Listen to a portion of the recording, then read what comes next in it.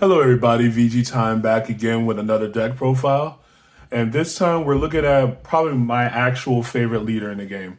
I know I'll talk about a lot of leaders being like one of my favorites and all that stuff because I like a lot of decks, but this is my favorite leader in the game. Mainly because it came out during a time where it was considered to be underpowered, and I constantly showed people that that was not the case at all. He's actually a very powerful leader. That is the Mira Leader right here from set 3. So just gonna get into it, but before I do that, just a shout out to the homies over at Good Games Inc. I'll leave a link down in the description for their YouTube channel. They do unboxings of various card games such as Digimon, Pokemon, Card Fight Vanguard, as well as Dragon Ball Super to an extent. They also do some gameplay, things like that. So give them a check out, show them some love if you can, and we're gonna get right into it. So Mira was actually quite ahead of his time. He was the first multicolor leader, so to speak, in a case that he worked with two colors to trigger his abilities. When he attacked, if you milled the top two cards of your deck, this was also pre-burst, you just milled the top two cards, it wasn't a choice. And then if you have a green or yellow card in your drop area or battle area, you got to draw a card. So that then forced you into green and yellow to get his skills. Green or green and yellow to get his skills. I'm going to save his awakening for later because it goes into why we built the deck the way we did. So I say we because the idea for using this leader came from my boy Jamel. Shout out to him. He's moving away from us. So hopefully he has a good journey. He is a big fan of the Trunk Xeno leader that came out in the same set. And he mentioned an interaction to me. And I said, Noah, I'm going to break back out the old Mira Leader and go to town with it. So on the backside, if you have 5 or more cards in your warp, which is not that hard to accomplish with this deck, he swings with critical. He, of course, draws a card when he swings, and he has an activate main where he gets to, once per turn, where he gets to mill 2 cards. All right, so this deck right here is an amalgamation of the last couple of decks that I showed you being the Android 13 and being the Tian Shinhan, because he can actually fit all the key cards into this deck. First being, of course, the World Tournament combo of Goku and Tian Shinhan. This combo right here is just super powerful. So when I first read these things, I assumed that green or World Tournament was a requirement somewhere on these cards for your leader, but none of that is the case at all. Goku requires all your energy to be green, and you're to have a green battle card in play to play him for 1 energy. And Tien just cares that Goku is out there, and he hops out to the cut for double green energy. So for a total of 3 energy investment, you get a 25k triple striker, a 20k double striker, and a board wipe, which to me is completely worth all the energy that you put into it, if not even more. Playing 2 copies of Tao. Tao is here to make some math work.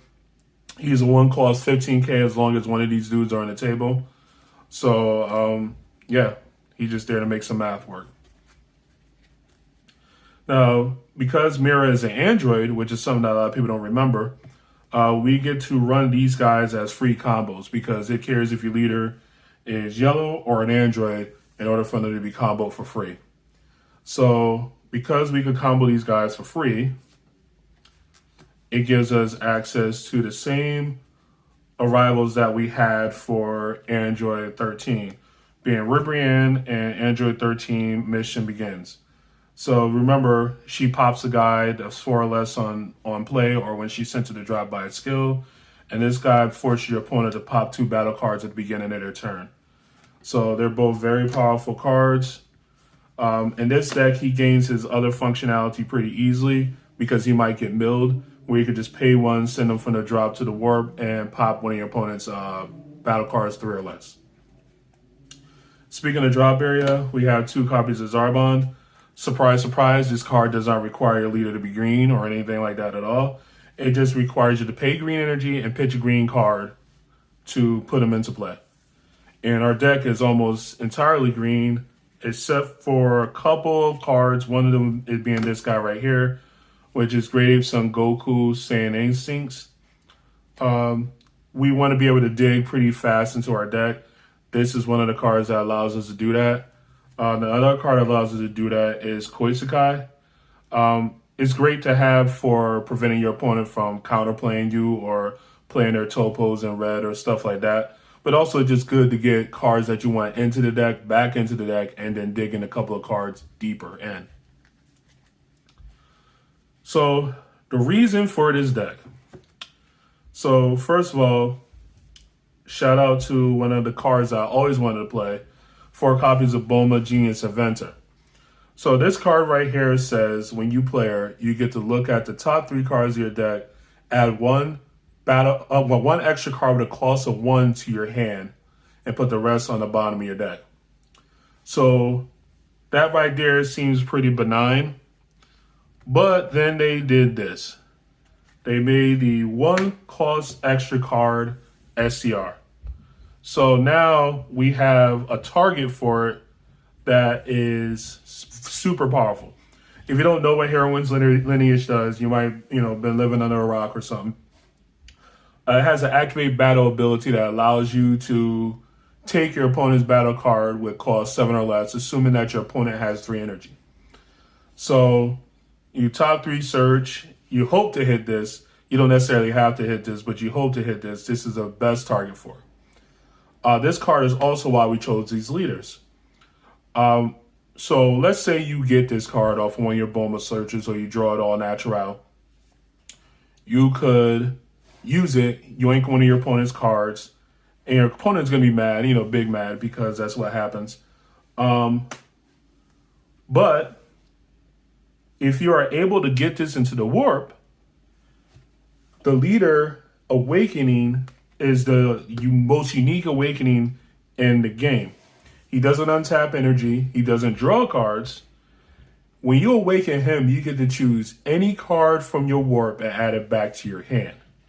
So if you get to use this, or even if you don't get to use this, if you could get it into the warp, you could then awaken and grab it from the warp and add it back to your hand. So the dream scenario that the decks were built around is that you get to this card, your opponent goes in on something, you yoink it, they go, man, I forgot that card was a thing, man, that sucks. Okay, yeah, cool. Now, time goes by like another turn or so, you got this card into the warp, your opponent thinks it's free, and they go in again. You look at them, you look at your hand, it's kind of low. You have them count their combo back out because, you're one of them guys.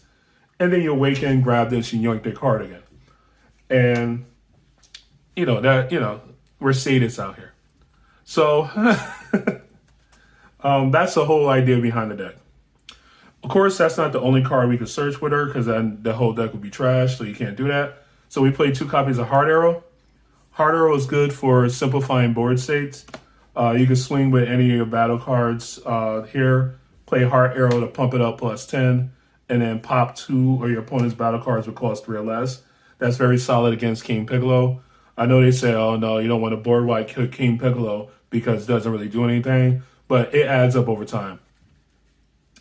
Create Android is another great target. This helps us unclog our hands. Because Mira is an Android, you get to draw 2, discard 1. So if you have Zarbons, Apes, or Koisekais in your hand, you could draw 2 and discard one of these, and then you get to activate their skills so it doesn't become a neg. I wanted to run an array of negates. So first, starting with the green one, we have Pretty Black Hole. Doesn't require your leader to be green. It just negates an attack. Then you get to choose one of your battle cards, negate its skills, and KO it. And then choose your opponent non-token battle cards equal to a total cost up to the card that you popped, and send it and KO them. So the most you'll be KOing is up to 5, but still that's pretty good on defense. You negate the big attack, pop off like a Tien or one of the Ribrians or whatever, and then you get to get rid of a couple more cards. Seem pretty solid to me. Power Burst because you need a Spark and Negate. And then the card that helps us get this to the warp max power Kamehameha. So max power, assuming that you draw one, you get to negate, warp this along with 3 other cards to add it back to your hand. You don't get to use it again for the rest of the turn, but still it's very powerful, and then it sets up that entire play. Otherwise, you just have to kind of like, I was thinking about running a little overwhelm in here just a little bit just to facilitate another way to get it out there. And if you have any ideas to get it out to drop without actually having to overwhelm the drop and sending it to the warp, that would be big help. I couldn't find anything myself, but I'm also not thinking too hard out the box, so let me know. 3 copies of Frieza. This is an amazing card in the deck. And let me explain another option you have. So this is actually a great turn 2 Cell Xeno deck. So you charge green, your opponent comes at you, you combo, make Ribrianne pop, make Frieza, turn 2, make Goku. Once you do that, you have 12 on the table. You're perfectly set up for Cell Xeno. Hit them for 15 crit, hit them with the 20, hit them, with the lead or whatever. And then Cell Xeno, maybe pop a card because Ribrianne's ability would trigger off of Cell Xeno. Come in, put cards on it, see what's good. And then lastly, super combo, Temporal Rescue Trunks. Usually active on turn 2. Again, you charge in energy. Let's say you went second, you swing, you mill 2. Your opponent comes at you, you make the Ribrianne pop. That puts 3 into the drop. Come back to you, swing, you mill 2, you draw, and now this card is on deck. So you could use this to keep your health total a little higher when going against more aggressive matchups. So that is the deck. Again, if you know another card besides max power that could get this out the drop area, let me know, because this is the most flex card. I will happily take this out to have another card to facilitate this that is not overwhelm. If I am required to use overwhelm, then I will probably get rid of like 2 of these and go with like secret identities or something like that, or even time patrol or the other trunks that came in the set that allows you to draw 2 and warp 1, just to dig deeper to get to one of these. Alternative win condition besides being a douche is to make this guy right here, which is doable because of the Tau, as well as the Zarbon. So you could have out one of the many 4-drops and make a Tau, or you could use a Tien and a 2-drop Zarbon to make this guy to then swing 3 times, because he still has triple attack. He just doesn't get to pop anything. So this is the whole deck laid out. Hopefully you guys enjoyed this deck profile. Again, comments down below, thumbs up would be appreciated. And I'll see you again next time. This is VG Time signing out.